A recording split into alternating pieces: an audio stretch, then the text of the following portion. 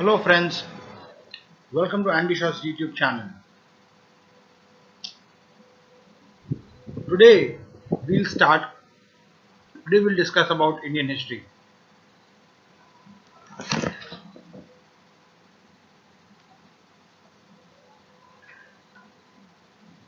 And we'll start by Gautam Buddha.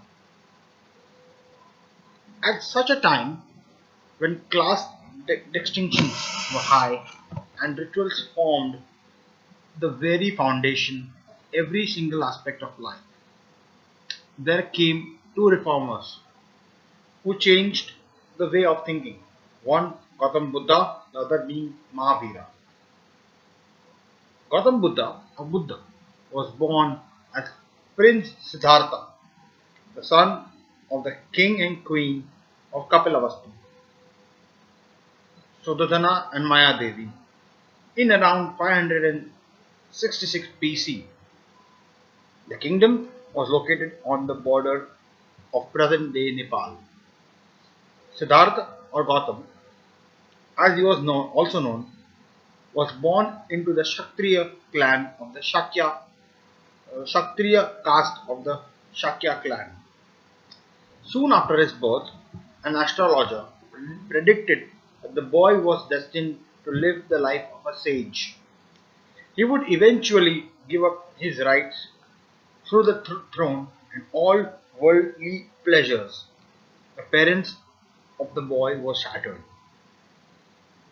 They decided to prevent him from being exposed to life outside the palace and kept a close watch on him. Thus, young Siddhartha never left the palace and saw nothing more than the luxuries of the palace. His parents hoped that he would get so used to such a rich lifestyle that he would never give it up. When he was just 16, his father got him married to Yashodhara, the beautiful daughter of a nobleman. The king was gleeful that his son now had one more worldly attachment that he would not shrink. The older Siddhartha grew, the more curious he became. One day he summoned charioteer, his charioteer, and demanded that he be taken on a tour of the city. The first person they came across was an old man, weak and frail, by the side of a road. Siddhartha was Siddhartha was intrigued by him and was told that with old age comes weakness and ill age and in ill health. The next person they came across was a sick man in great pain. Siddhartha learned that the man was not immune from diseases. They then saw a dead body being carried to the cremation ground. The young prince was told that everyone would die one day and leave the world.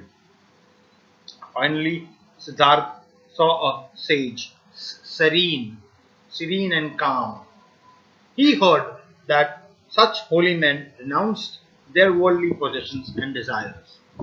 Siddhartha was deeply troubled by his first exam experiences of the outside world. Questions about life and death plagued him constantly. As the days passed, he became more and more miserable. One day, he decided that to learn the answers to his questions, he would have to leave his luxurious life. He left the palace that night while his wife and son slept. He was only 29 years old. I am 29. Imagine, Gautam Buddha at my age left the world. Well, he could have been a great king if he did not leave his luxurious life. He could have been one of the greatest kings ever. Siddhartha wandered far, trying different ways to find the path to truth. Finally, he reached the city of Bodh Gaya and started to meditate under a large fig tree near the Mahabodhi temple. determined not to rise until fully enlightened. After 49 days of meditation, at the age of 35, he attained enlightenment.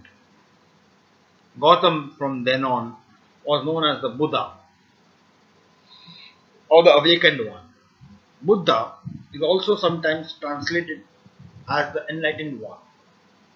He was named after the Bodhi tree under which he meditated. It is said that the tree had been destroyed time and again by man and nature, but it continues to spring up again and again without fail. The tree is worshipped as a sign of Buddha's presence. The enlightened one shared his knowledge with five sannyasis who meditated near him.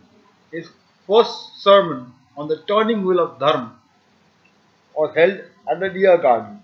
After that, he traveled all over the country, sharing his knowledge with the common people in the simplest language so that they could understand him easily. He started to travel around teaching the key principles of Buddhism. They were they are called the noble truths. The world is full of suffering and misery. Desire is the main reason for the suffering and misery. Suffering and misery can be removed by removing desire. Desire can be overcome by following the eight fold path. The eightfold path. The eightfold path includes right views, right thoughts, right speech, right actions, right livelihood, right efforts, right mindfulness, and right meditation. Buddha taught taught that every man controlled his or her own fate or destiny, and it was not in the hand of God. He criticized the Vedic customs and rituals and demanded to know why Brahmins were considered superior. Buddha preached non-violence, peace, and harmony. He believed that people should treat each other with compassion, forgiveness, and tolerance. He encouraged his followers to lead a balanced life, one that was neither severe nor luxurious. He had a large number of followers, especially in Magad, Kosala, and the neighboring areas. Whenever he traveled, he would be dressed in his saffron robes and would take along only his begging bowl and stick. Buddha now established a community called the Sangha. With them, he traveled far and wide, spreading his teachings and performing many miracles. In Saraswati, there is a story that tells how on his throwing down the seed of a mango, a great mango tree instantly arose. Another story tells how the Buddha stood in air, the lower part of the body engulfed in flames, with 500 jets of water spreading from the top of his body. Buddhism has now spread not only in India but abroad as well. Burma, China, Japan, and several other southeastern countries follow this religion ardently. Several monuments in India are tributes to Buddhism. These include temples and universities as at Sanchi, Baharut, Amravati, Nagarjunakoda, and others. The famous Buddhist cave temples Ajanta, Ellora, Kanheri, and Karla are in Maharashtra in western India.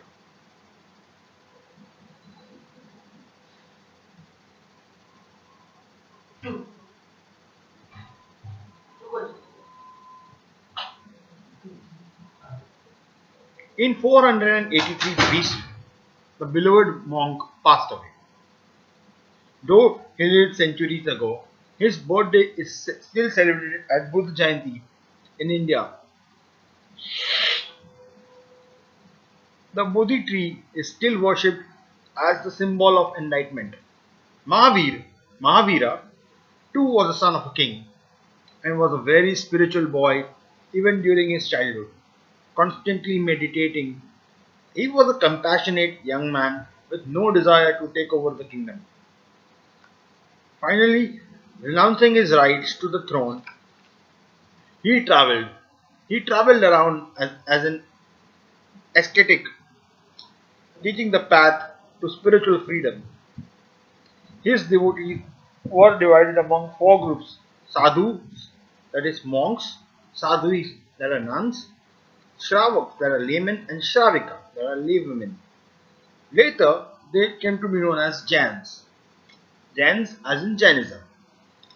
He taught them the four vows of Parsha and the principle of chastity. He asked everyone to embrace the principles of non-violence, truthfulness, non-stealing, and non-possession. His teaches his teachings greatly impressed the masses, and he soon became a religious icon. And he found a new religion known as Jainism. Both reformers undermined the role of the priest as a mediator between people and God. The new religions were roughly based on the Hindu doctrines. Long after the two reformers left the world, their teachings followed, continued, continue to be followed.